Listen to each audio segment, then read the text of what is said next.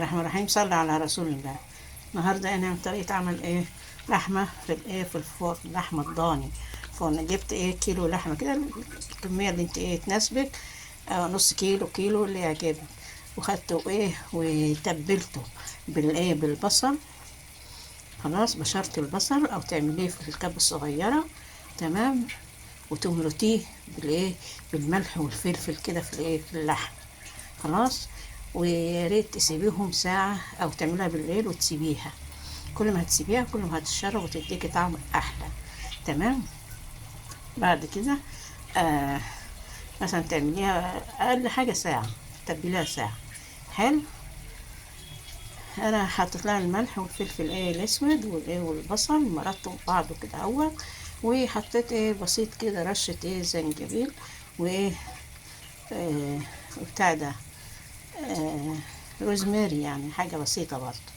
ومرتهم ببعض وسبتهم ساعة. ويستحسن يعني كان من بالليل، تمام. بعد كده خدته حطيته في الفرن. خلاص. لما عطاني اللون الجميل اللي انتوا شايفينه دوت، وسويتها على النار، خدت لها غلوة والتانية على النار من فوق البوتاجاز، ودخلتها في الفرن.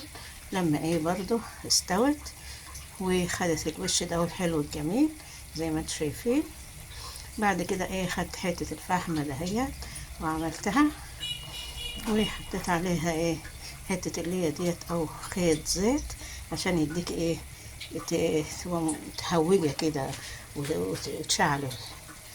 خلاص. وتديك ريحة زي ما انتوا شايفين اهو، تمام.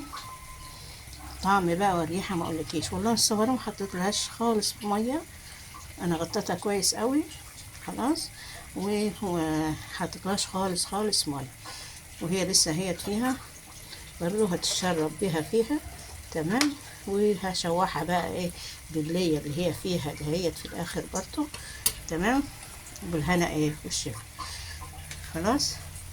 وادي عملت برضو شوية رز كده زي ما انتم شايفين، شوية شيبسي وسلطة طحينة وسلطة خضراء كده، تمام. زي ما انت شايفة حضرتك كده. خلاص. بالله عليكم متنسوناش بقى في في دعمكم لينا، في دعواتكم ولجوزي بالرحمة. ربنا يخليكم وربنا يرحمنا جميعا برحمته. ادعوا له، الدعاء مستجاب يعني. متنسوناش بقى بالاشتراك، بالله عليكم، بالله عليكم. ربنا يكبركم ويكبروا بخاطري، ربنا يكبركم ويكبروا بخاطري. يلا مع الف سلامة، باي باي.